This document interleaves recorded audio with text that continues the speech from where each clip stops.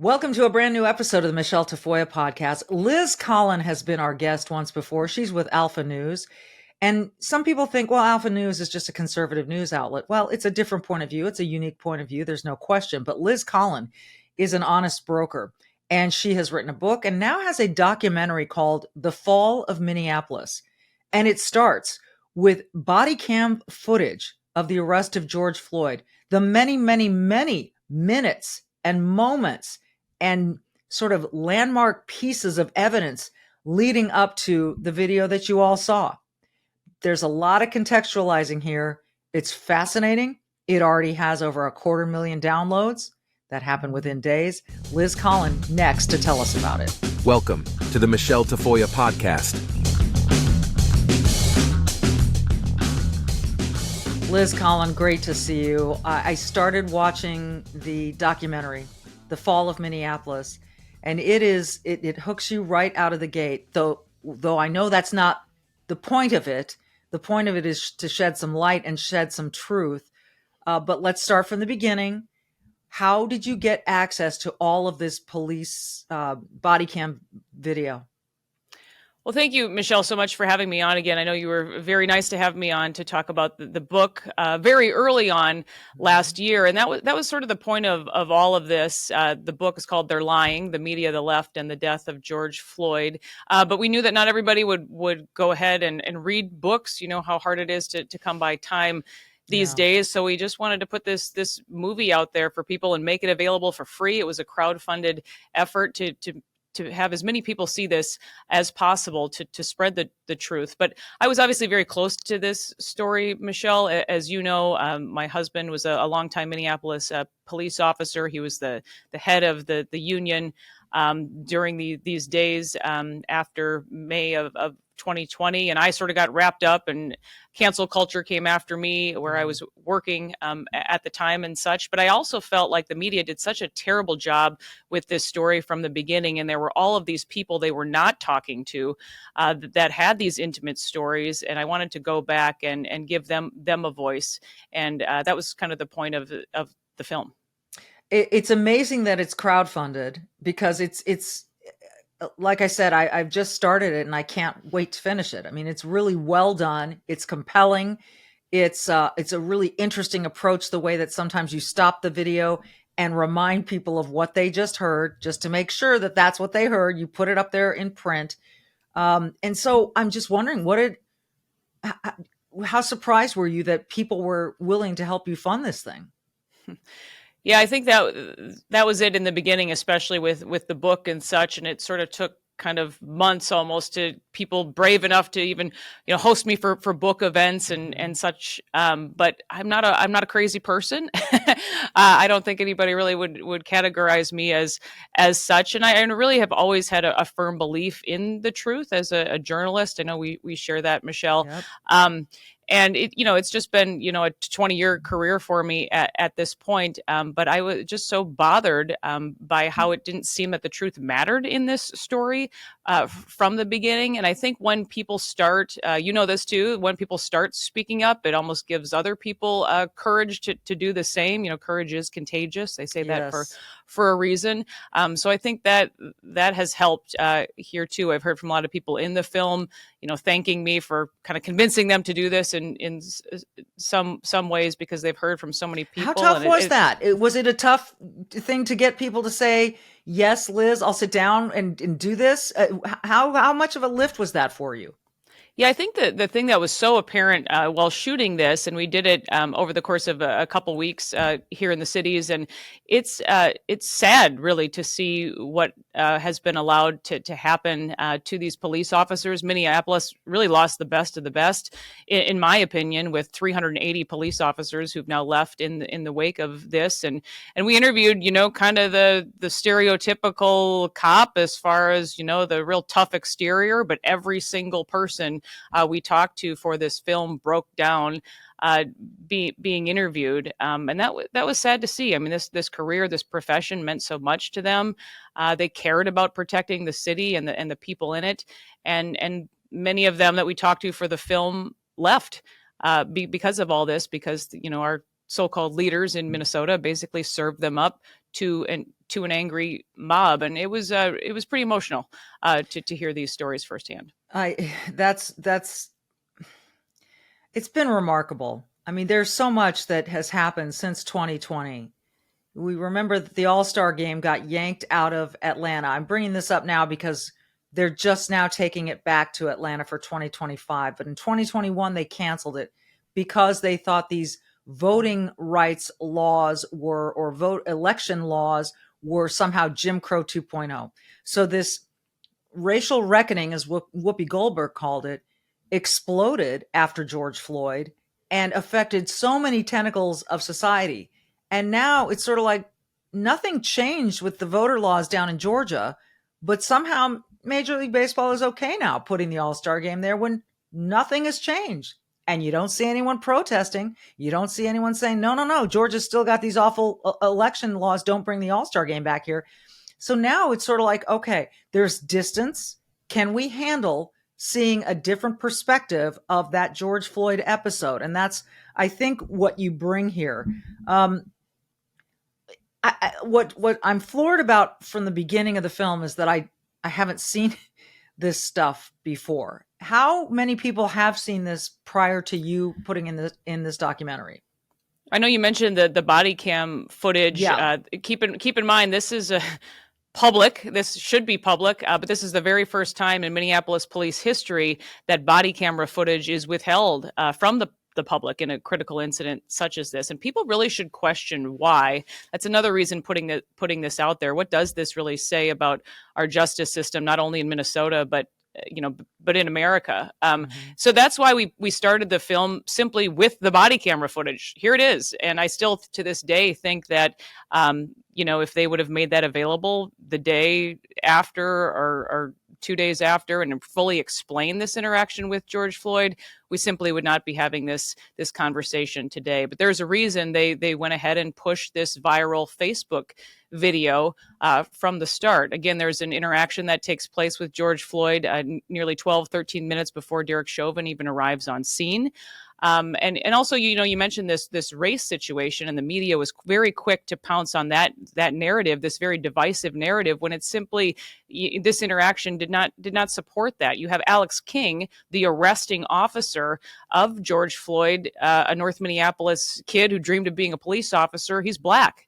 And he went ahead and arrested George Floyd that day. And we bring his story out in this film, The Fall of Minneapolis, too, which is heartbreaking. His mom is a longtime North Minneapolis educator. This is Alex King's story, and he's sent to prison after being on the job for 3 days. He gets a prison sentence of 3.5 years for what took place at 38th in Chicago that day. What, again, because I haven't completed watching it, I want to be open about that, because the questions I'm asking you are from the standpoint of someone who hasn't seen it all yet, which I'm assuming right now, hopefully we're speaking to people who are curious about this film, who want to take a look at it. When you come away with all your research, Liz, was George Floyd murdered? Well, we still, I think that the evidence supports that this is a multifactorial death, and you have the medical examiner in Hennepin County stating that within 12 hours of his death. I'm always very honest too that I'm a journalist. I'm not a medical examiner. I'm not a doctor and such.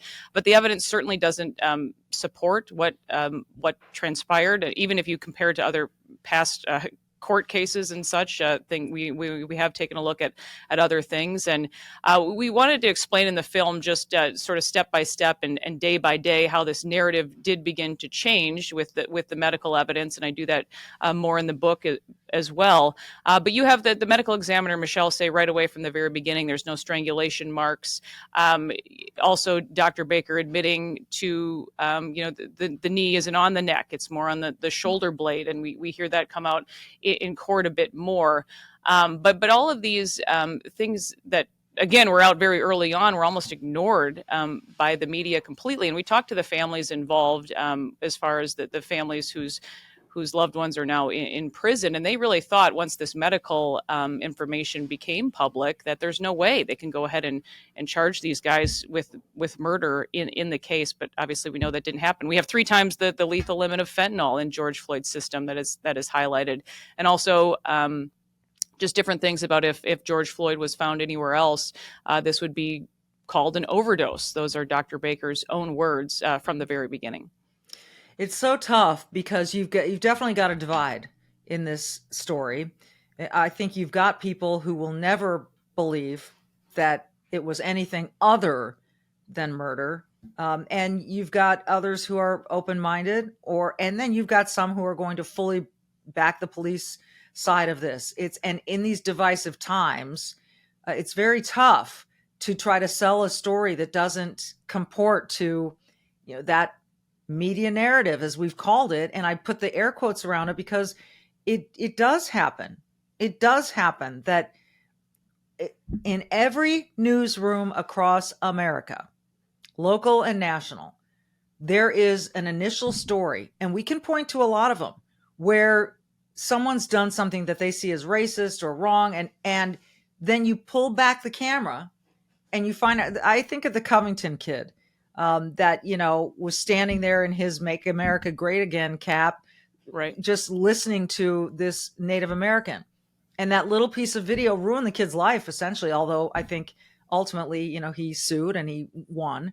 But I think those moments, people decide to run with them before knowing everything because it's on video. It must be true, in spite of the fact that maybe there was 10 minutes ahead of that video that you didn't see, or 10 minutes after that you didn't see.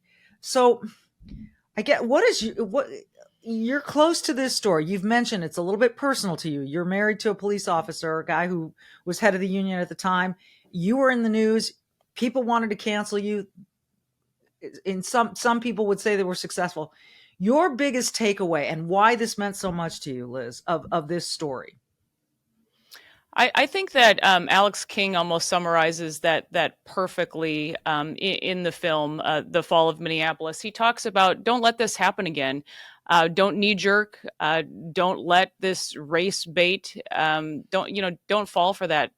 You don't go ahead and compute what the media is telling you. There's more to this story, and in most cases, many stories. And we are better than this. They were successful in dividing us over this, and he just talks about how that did not have to be. And I think that his words really ring true here. And talking about even the body camera, the footage as well, that was withheld from the public for nearly 2.5 months. For a reason, as I've said, but also the damage was kind of done very early on in this case, and I think that it took away so much from so many of us. Our sense of safety in many cases, as we've seen police leave this profession in droves, but also our sense of civility. I mean, we had angry mobs show up at our house over this several times that summer. Many people's homes were protested, jobs and careers were chased after and such. But I think there's a lot of messages there that many of us can learn a lot from. What are the chances, if any, Liz, do you think that if enough people, and you've said there have been 700,000 downloads of this film so far? Yeah, so far on Rumble, I think we just hit about 700,000 today. That's crazy. I mean, it's only been out for less than a week, right? Yeah, just since Thursday. So it's remarkable. And the thing is, we've faced, no surprise to you, quite a bit of censorship when it comes to Facebook and such. And we did expect that. So that's why we went ahead and put it on Rumble, made it available for free. And we're pointing, to as many people as possible to our channel, which is Alpha News MN, or you just go to the fallofminneapolis.com. Yeah. But it also shows that the truth still matters. A lot of people are hungry to see this, yes, and want to know. And that's where I was going with this next question. What do you think the odds are that, let's take Derek Chauvin out of it, but the other police officers that you mentioned, what are the odds of them being exonerated? Well, there's actually some new information. We broke that on Alpha News just a few weeks ago about just some different conversations that were happening between Amy Sweezy, who was a longtime prosecutor in Hennepin County, with Dr. Baker, the Hennepin County medical examiner, in the wake of George Floyd's death. And in these depositions that were just made available, she's involved in a lawsuit against now former Hennepin County attorney Mike Freeman. But she's talking about how Dr. Baker says very early on with his findings in the medical evidence, what if the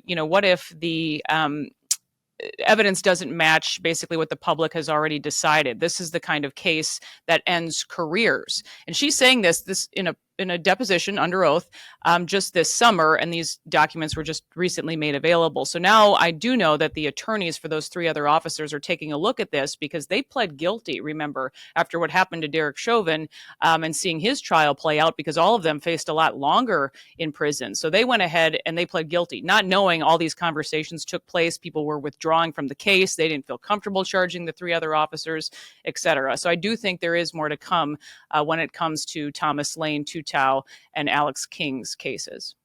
Those three men are currently behind bars, right?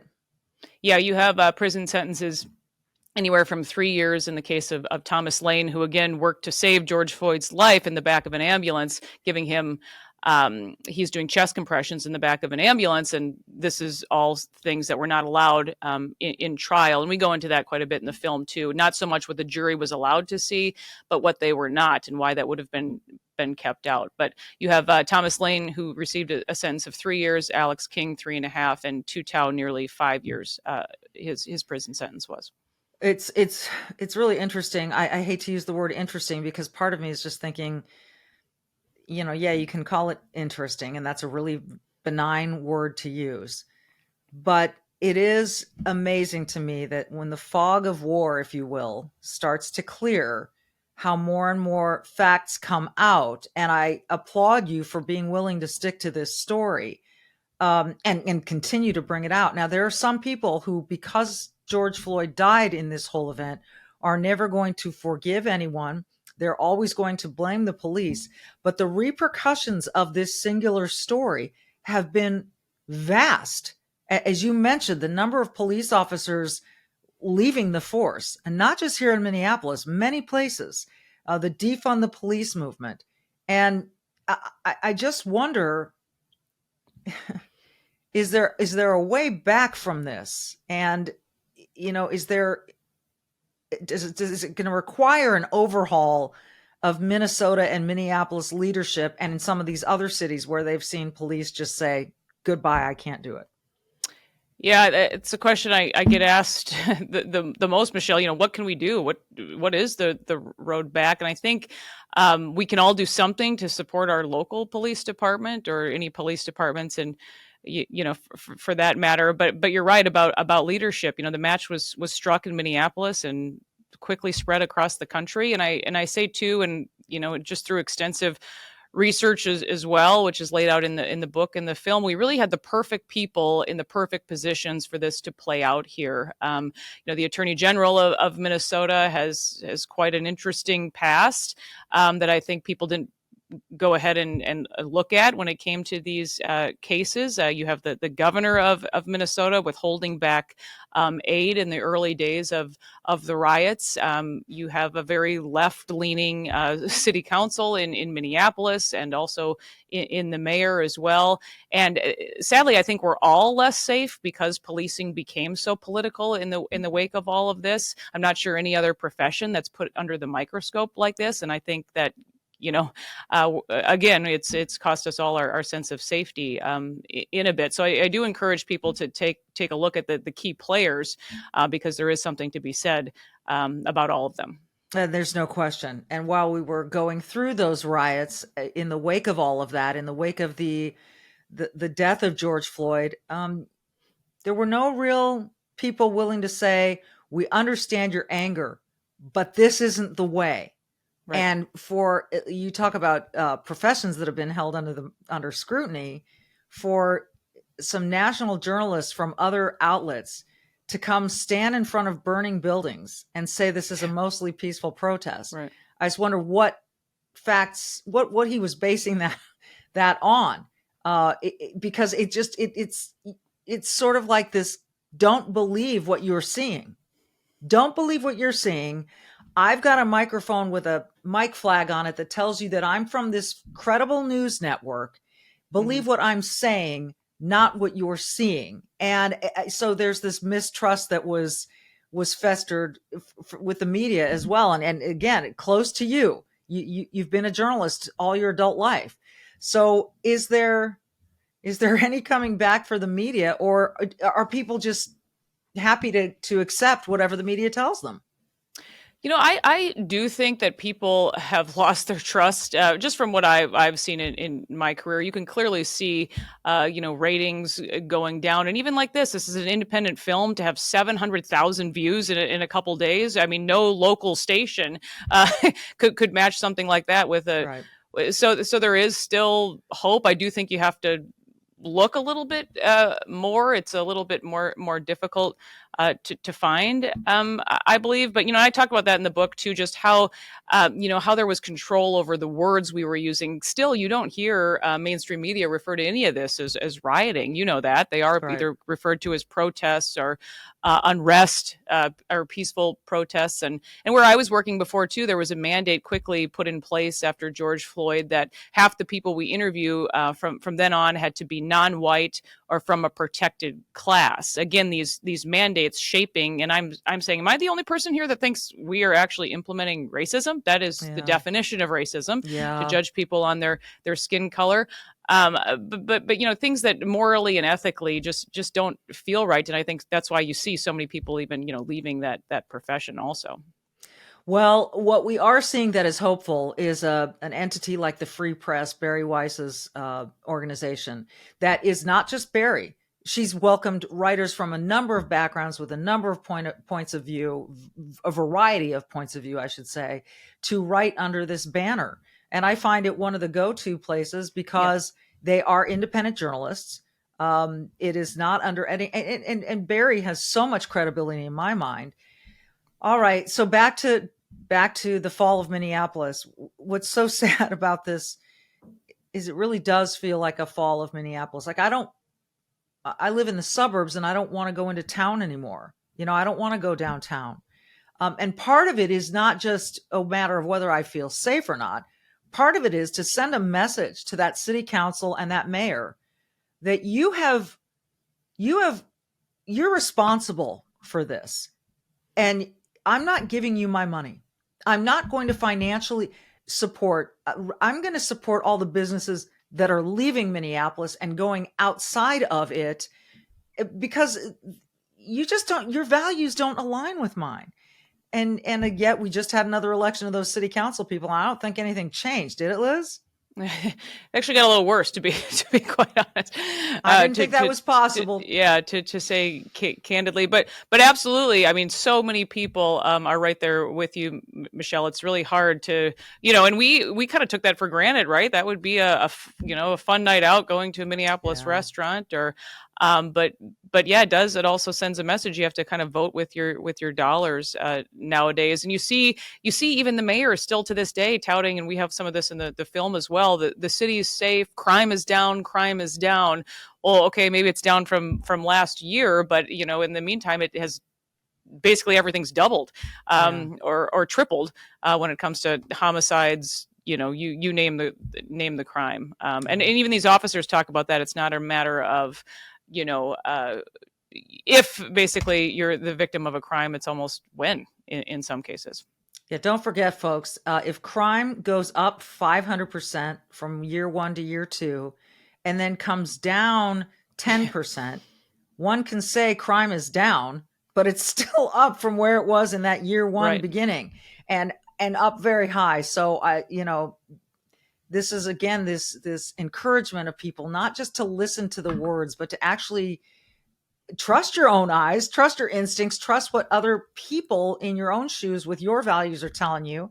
And it's Liz, I'm so frustrated and I'm sad.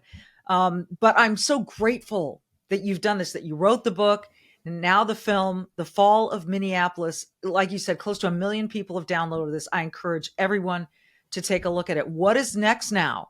as you are rolling this out, and I know this story has been huge to you, truth is huge to you, it's important, I value it as well. Where do you go from here, Liz? Well, I do encourage as many people to watch it as possible. Maybe around Thanksgiving time, we don't want to start any family fights because we know this can be a sensitive topic for sure. But I do actually, tell people to, send it to, maybe your left-leaning family member or whatnot, because that's what got us into this mess in the first place. We let them divide us over all of this, and I never really even considered myself a political person. I'll be quite honest. And I wanted to approach this movie and just we never even used the word Democrat or anything along those lines. We really just let these people speak for themselves. So that's why I think it's important to go ahead, and I think that for too long, too many of us have stayed quiet. To be honest, No so question. we have to go ahead and have these conversations. But we're going to be releasing, I think, in the coming weeks, some things that you didn't see in the film. Frankly, Michelle, could have been about 6 hours long as a documentary, but we knew that people wouldn't watch that. So that's still to come here on Alpha News. So I'm going to do as many interviews as possible, try to get this out there and in as in front of as many people as possible, I should say. I know the mainstream media won't be calling anytime soon, so I don't really have my hopes up there. So. Well, they may not, but like you said, people are turning to other places. So I encourage you, just all you have to do is put in your search engine, The Fall of Minneapolis. I did that this morning. Boom, there was the film. It's free. Watch it. It is compelling. It is well done. And immediately, Liz, I thought to myself, I can't believe I haven't seen this before. Now, part of that's on me for not digging it up, but to have it constructed for us in a way that goes from minute one all the way through this body cam video, which everybody wants and everybody says is so valuable. It's extraordinarily valuable in this case. So kudos to you. I admire your courage. I'm happy that you're doing this, and I hope people will watch. And hey, folks, why not donate a buck or two to the effort? Because this stuff doesn't happen out of nowhere. I think this is probably a good investment. Liz, thank you so much. It's great to see you. Great to see you. Thank you for everything. Appreciate your voice in all of this. You bet. Again, it's The Fall of Minneapolis. All you have to do is put it in your search engine. You will find it. It is free and it is worth your time. And thanks to Liz Collin for putting it together, for getting it out there, and for speaking on behalf of this story, which has a lot more to it than you probably ever knew. So like Liz, be brave and do good. And we will see you next time.